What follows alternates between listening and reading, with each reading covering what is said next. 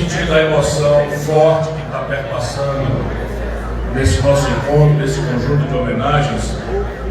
E para mim, essas emoções todas, elas têm uma transcendência ainda mais especial, ainda mais comovente, ainda mais emocionante, se eu posso usar aqui a redundância de uma emoção que emociona mesmo.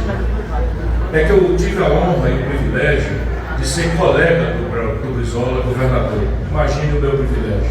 Mais jovem governador do Brasil, eleito aos 32 anos, encontro o meu mito, né? Nunca chamei assim, porque agora inclusive se corrompeu a palavra mito, mas enquanto uma referência, e ele generosamente sempre teve paciência com meus questionários infinitos. Governador Brizola, como é que foi a resistência? Como é que o senhor evitou que a Força Aérea bombardeasse o Piratininho? O senhor não teve medo? Quantas vezes eu lhe dei esse testemunho individual? Portanto, eu não posso começar essa minha fala que eu quis preparar com solenidade, com a gravata, sem cumprimentando a todos, a cada um e a cada uma das minhas companheiras, dos meus companheiros do PDT, aos mais tradicionais, quanto gosto e prazer tenho de rever todos, aos jovens quadros, aos novos quadros, do Lupe, na generosidade dele, na busca infinda por manter vivo e crescente a chama do trabalhismo brasileiro. A todos e a todas, muito comovido e emocionado, eu quero cumprimentar a figura dele, do meu amigo, do meu irmão que a vida me deu, Carlos Lupe, que eu posso testemunhar muito de perto, ali na campanha de 2002, quando fui candidato a presidente, e o governador Brizola me deu o privilégio, a honra, que guardo como das maiores galardões que eu já recebi, medalhas, homenagens, foi ter merecido do Brizola isso. Eu vi que o Lupe era o filho que o Brizola escolheu na vida. Eu vi que o Lupe era o homem para resolver todas as paradas que não pareciam ser fáceis de serem resolvidas. Vocês não têm ideia. E como entrou na moda pelos incidentes desagradáveis, que eu lamento muito, eu não gosto disso, eu quero caminhar pelo Brasil, espalhando as bases de um novo projeto nacional de desenvolvimento, quero dar exemplo de tolerância, de compreensão, quero colaborar para desarmar um ambiente de ódio, mas eu vou contar uma para não parecer mais extenso, mas não posso deixar de dizer que Lupe era o filho que Brizola escolheu e era o homem de todas as missões. Andávamos eu, Brizola, Carlos Lupe, Jorge Roberto da Silveira, pelas ruas de Duque de Caxias, na periferia, não na periferia, na região metropolitana do Rio de Janeiro, e pelas tantas o cidadão insultou o Brizola. O cidadão devia ter 2 metros de altura por 4 de largura, em Duque de Caxias, mas o Brizola não conseguiu ouvir inteiro o insulto, e já passou ali com as 2 mãos na goela do cidadão Carlos Lupe, jogou o armário no chão, né? E o Brizola veio em cima para dizer: solta meu filho, solta, não suja tua mão com este vagabundo. E foi o Brizola que tirou o Lupe de cima do armário na defesa. O Márcio estava junto lá.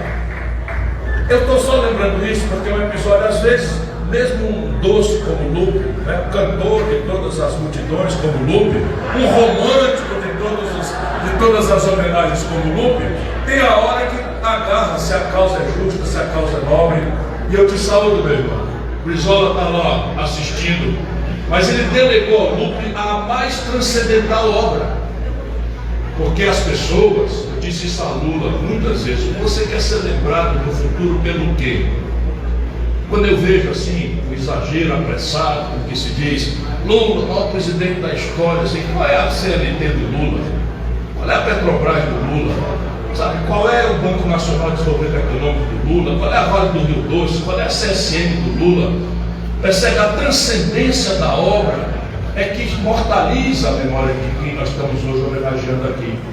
1000 razões filiais, fraternais, de netos, 1000 razões de quem, como nós aqui, boa parte, teve a honra, o privilégio, a alegria de conviver com o charme do Brizola. Que homem charmoso, que homem interessante, que homem instigante, que falava das coisas do mundo, sem perder aquele caráter telúrico do menino lá do interior do Rio Grande do Sul, que não tinha um técnico de calçado para calçar, que foi educado, pastor Cláudio, com a pedagogia luterana, foi educado ali, e ainda assim jamais deixou que qualquer pessoa soubesse por onde que ele professava a única palavra fé na transcendência da alma humana, respeitando todas as diversidades da forma como que a gente, frágeis humanos, adoramos a Deus aqui por acolá, ou nem sequer temos a capacidade ou a grandeza de intuir mesmo a presença de Deus.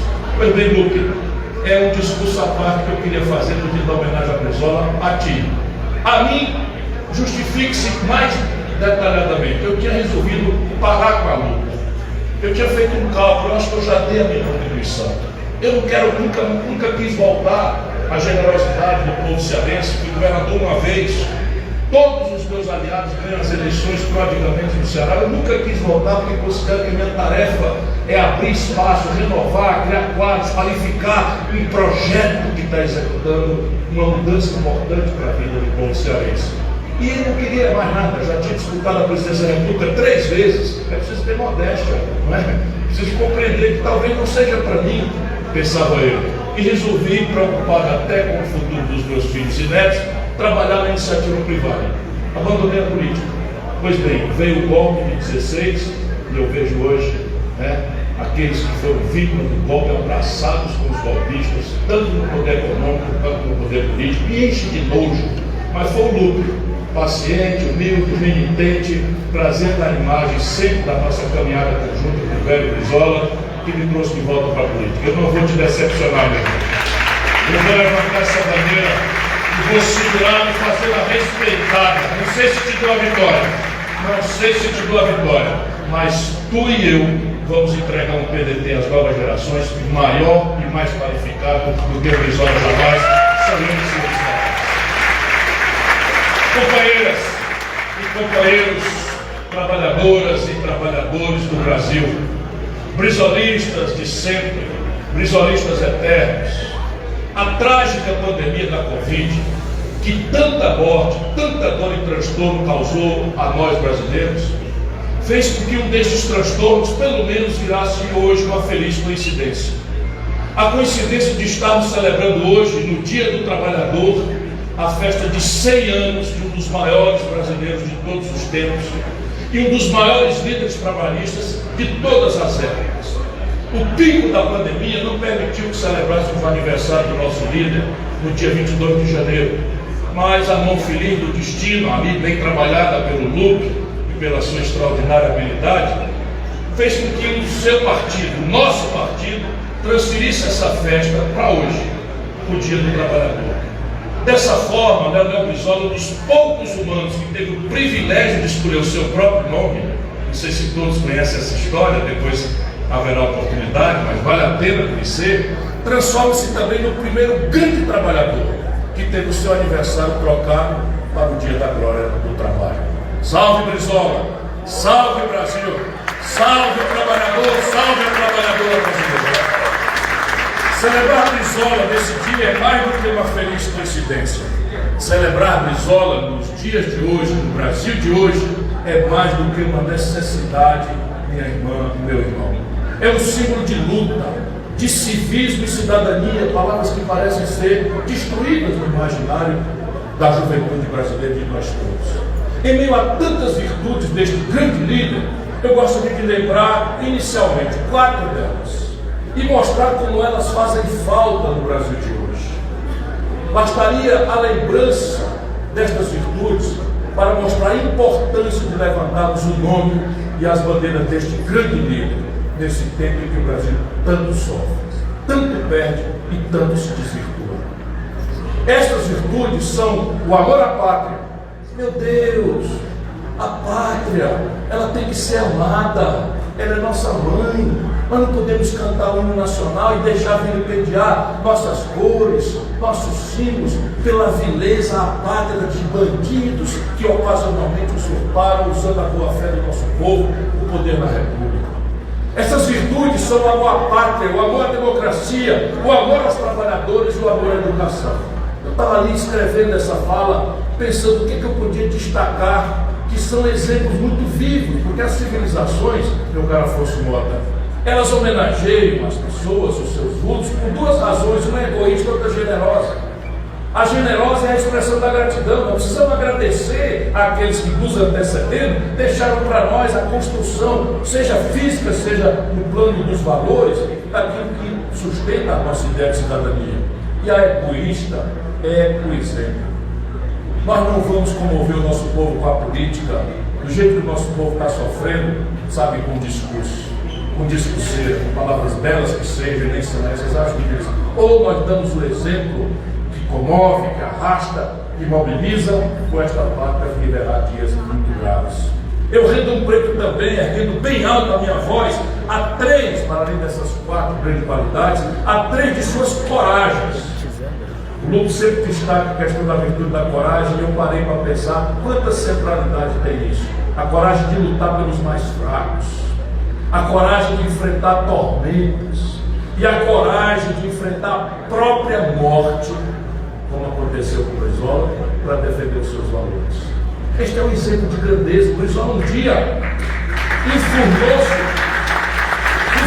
nos porões do Palácio de Piratini, com um trabuco ali da Polícia Militar, da Brigada Briosa, a Brigada do Rio Grande do Sul, e pouco importava para ele se do lado houvesse um tanque de guerra que dizimaria aquele palácio com um mero tiro, que houvesse aviões ou que houvesse navios fundeados ali ao largo do Paraíba, que destruiriam e deixariam a pó.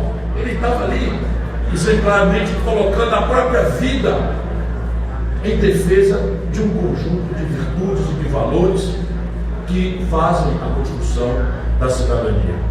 Para defender a democracia, para defender a sua pátria. Foi essa coragem que o fez entrincheirar-se, como quero dizer, no Palácio de Piratini em 1961. Utilizar a Rádio Guaíba e liderar o movimento garantista mais heróico e exitoso da nossa história. Você imagina a força moral da palavra por uma rede de rádios, chamando a nação brasileira a se pôr de pé na defesa da Constituição e da legalidade. Ele tinha armas nas mãos, porém a arma que ele usou mais poderosa foi a arma do verbo e da coragem. Ele tinha simpórios, sacos de areia para usar como escudo, mas o verdadeiro escudo antitanques e antiforça aérea que utilizou foi a força do convencimento, a força da Constituição, a força da verdade. Com elas, não apenas convenceu e arregimentou toda a sociedade civil, mas também importantes comandos militares. Pensemos nesse exemplo, os tempos pedem pensar nisso. Essas lideranças militares, envolvidas pela palavra exemplar do Brizola, se uniram a ele na resistência ao golpe, produzida pelos seus próprios companheiros e colegas, e garantiram a posse de João Goulart na presidência da República. A força moral e política de Brizola paralisou os aviões daqui da Zona Aérea em Canoas, que haviam recebido ordem, esta é a história, de bombardear o Palácio Piratini. A força moral e política de Brizola fez com que os tanques dentro do quartel da cercaria não cercassem o Piratini, mas se dirigissem ao porto e ali ficassem intimidando navios da Marinha que ameaçavam bombardear o Palácio Piratini. Que todos saibam, há muitos brasileiros hoje à altura de honrar o exemplo de coragem de Brizola. A democracia brasileira é um valor definitivo. A coragem pessoal do Brizola fez com que ele respondesse com rebeldia ao telefonema ameaçador do então Costa e Silva e bradasse: general, e vai dar golpe aqui por telefone. Esse é o testemunho. Brizola foi intimidado pessoalmente. A força moral e política de Brizola fez com que o Brasil desfrutasse de um novo governo trabalhista. Mas como na vida nem tudo são flores, um novo golpe infelizmente veio derrubar este governo. 3 anos depois, como todos sabemos, em 1964. Para isso usaram fuzis, fake news, dinheiro estrangeiro, submissão e conchavos escuros no Congresso Nacional. Lá como hoje. A ditadura militar durou 21 anos. teve 5 mandatos militares e se manteve sob ferro, fogo, tortura e censura, amparada por 16 atos institucionais que feriram e macularam a ordem democrática. Lembrar no Brasil de hoje a saga de Brizola é mais do que uma necessidade, trata-se de um dever de todo patriota. Uma história cheia de vitórias, mas também com algumas derrotas. Mas sempre a história de um batalhador, de um guerreiro que nunca se rendeu e nunca se intimidou. Não por acaso o Brizola conseguiu o feito até hoje, não repetido por nenhum político brasileiro. Foi eleito governador de 2 estados diferentes. 2 estados dos mais importantes do Brasil. O seu amado Rio Grande do Sul e o seu queridíssimo e amado Rio de Janeiro. Eu quero aproveitar a coincidência dessa palavra tão fluídica e poética, Rio, para usurpar por breves momentos os versos do grande Paulinho da Viola, não vou cantar não, para dizer que Brizola foi um rio de democracia que passou na minha, na sua, na nossa vida de todos os brasileiros, e que nossos corações se deixaram levar por ele. Essa corrente nos trouxe aqui hoje e nos levará sempre na defesa intransigente dos trabalhadores e da democracia. Nada nos deterá. Ninguém vai interromper a nossa marcha em favor do Brasil e do povo brasileiro. Nenhum déspota, nenhum fascista, muito menos qualquer demagogo. Trabalhadoras e trabalhadores do Brasil, dizia o velho Getúlio, quanta tristeza toma conta hoje dos lares pobres do Brasil. Dos lares dos trabalhadores mais humildes, cercados pelo desemprego e subemprego, milhões de ilhas minúsculas ameaçadas por uma tsunami de tristeza e de miséria. Até mesmo o mais terrível fantasma do passado, a inflação, está de volta elevando o preço de tudo e tirando a comida da boca do trabalhador. O governo Bolsonaro acaba de bater um recorde. A inflação atingiu um índice anual de 12,03%, a maior em 19 anos. E a do mês de abril foi quase 2, 1,73%, a menor para este mês de abril dos últimos 27 anos. É uma verdadeira bola de neve trágica, com efeitos nefastos agora e nos próximos meses. Quem está sofrendo e vai sofrer ainda mais com isso? Os pobres e a classe média. Porque os ricos no Brasil sempre sabem se defender. E todo o sistema está montado para favorecê-los. Não por acaso, uma depressão econômica de mais de 10 anos e eles estão subindo os juros de forma absolutamente abusiva. Não se sentirá o povo brasileiro, a não ser pelo nosso caminho, pela nossa liberdade de não ter 2 senhores. Mas cada ponto percentual que o Banco Central anuncia, meu caro Ronaldo, de aumento na taxa Selic, já foram 9 pontos nos últimos 12 meses, custa 60 bilhões de reais aos cofres do brasileiro, do Tesouro Nacional, o mesmo cofre que onde sai ou não sai, mais não sai do que sai, o dinheiro da educação, da saúde, da segurança e de tudo mais no Brasil. Já estamos vivendo, não duvide ninguém, um cenário de calamidade. Não por acaso o trágico palhaço que temos no canal faz de tudo para desviar a percepção das pessoas. Mas nem ele, nem seus factórios estão aí na rua hoje. Ele quer isso. Em vez da gente discutir renda, emprego, salário, juro, crediário, inflação, que a gente vai discutir essa agenda de tumulto institucional que ele quer produzir distrações trágicas para a sociedade brasileira. Mas eu volto a dizer, nem ele, nem os seus factórios sobreviverão. Nós temos hoje 12 milhões de brasileiras e brasileiros que estão desempregados. Quase 39 milhões de empregos informais no Brasil. Some-se a isso quase 5 milhões de brasileiros que a tecnocracia brasileira não chama de desempregado, chama de desalentado, que são aqueles irmãos e irmãs que de tanto se decepcionar, não conseguindo emprego, vão para o desalento. Nós estamos falando da esmagadora maioria da força de trabalho do Brasil, ou no aberto desemprego, ou na mais selvagem informalidade. E o que já está ruim tende muito a piorar. Um estudo divulgado essa semana por uma agência de classificação de risco projeta que este ano o desemprego no Brasil será um dos maiores do mundo.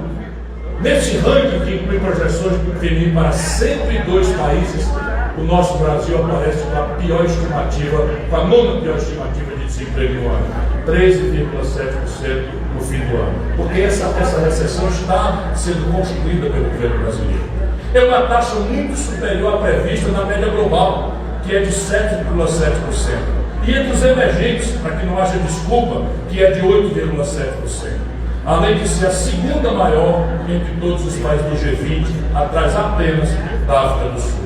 Os trabalhadores que já tiveram parte dos seus direitos subtraídos no governo Temer encontram-se mais do que nunca maltratados, abandonados e humilhados. O salário mínimo do Brasil, hoje, em R$ 1.212, é, meus companheiros e companheiras, o segundo pior da América do Sul. O Brasil, não é preciso que a gente esqueça jamais, não é necessário, não é possível, é a economia mais rica da América do Sul. Pois bem, o nosso salário mínimo é o segundo pior da América do Sul. Perde para todo mundo, a não ser para a Venezuela. Perde para países muito mais pobres, como nossos irmãos do Paraguai, que equivale a R$ 1.158. E a Bolívia, nosso irmão, que paga aos seus trabalhadores um salário mínimo de R$ 1.762. Na verdade, nós só superamos o da calote da Venezuela, que equivale a trágicos R$ 214. Em consequência, o poder de compra dos brasileiros é o menor dos últimos 15 anos. E o nível de endividamento das famílias bate todos os recordes. Segundo os dados do Serasa, já temos mais de 65 milhões de brasileiros e brasileiras inadimplentes e humilhados no SPC. E chegam a 6 milhões as empresas penduradas no Serasa, que é o Serviço de Proteção ao Crédito, pela inadimplência, 6 milhões de empresas. Atenção, micro e pequeno empresário, vocês são responsáveis por média por 3 empregos por empresa. Nós estamos falando de 18 milhões de desempregados potenciais, se nós não interrompemos esse itinerário de loucura, de prostração ao interesse do financismo, que o Lupe tanto destaca. E eu não faço isso por nenhum prazer, apenas é aí que está o nó a ser desatado do desastre econômico e social brasileiro. Números mais escabrosos são ainda aqueles dos que passam fome, ou se alimentam mal ou precariamente nesse Brasil de tantos campos férteis. Calcula-se que 20 milhões de brasileiros e brasileiras padecem de fome e 116 milhões comem menos do que o necessário. É a fome, é a miséria tomando conta de um dos países mais ricos e promissores do mundo. Minhas amigas e meus amigos, por que nós chegamos a isso? Vivo fosse, Brizola tinha a resposta na ponta da língua e a solução corajosamente nas mãos. Pela falta de vergonha, pelo entreguismo, pela falta de projeto, pelo comodismo, pela usura de nossas elites política e econômica. O cenário de terra arrasada, moral, política e econômica que estamos vivendo faz parte de um movimento de destruição do Brasil ao bebê. Você denuncia isso há muito tempo, que já se arrasta de nós há décadas. Tudo isso porque nossos dirigentes, de todas as correntes e de todos os partidos que governam e governaram o Brasil, com a mesma política econômica equivocada e o mesmo podre sistema de governança política corrompido. Por medo de incompetência, seguiram de um lado a cartilha internacional do mundo rico, feita para explorar os mais pobres, e por outro a cartilha interna do setor financeiro e das elites corruptas, feitas para escravizar o povo. Aqueles que se diziam entre nós de esquerda apenas douraram a pílula para diminuir um pouco a miséria e, quem sabe, conter a rebeldia do povo. Optaram pelo que se costuma chamar de pobrismo, manejando políticas compensatórias, mas sem implantar um projeto profundo de transformação do país. Os que se dizem de direita passaram um bom tempo ignorando friamente o povo, e quando se sentiram ameaçados, passaram a copiar a cartilha do pobrismo da esquerda, falida de ideias. É só mudar o nome de Bolsa Família para Auxílio Brasil, e aquilo que parecia ser uma política de pobrismo de esquerda passa a ser rigorosamente a causa exótica pela qual um governo fascista tenta mitigar a repulsa popular e a sua revolta. Mas nem precisava nenhum esforço para copiar uns aos outros, porque quando eu tenho tentado repetir, pratico há 30 anos a mesma política econômica, o mesmo arremedo de política social e pegam com a mesma falta de vergonha moral. O tamanho, a profundidade e a renitência no tempo dessa crise que eles geraram, e que já se tornou a mais aguda de uma década, não serão resolvidos, companheirada, com mais do mesmo.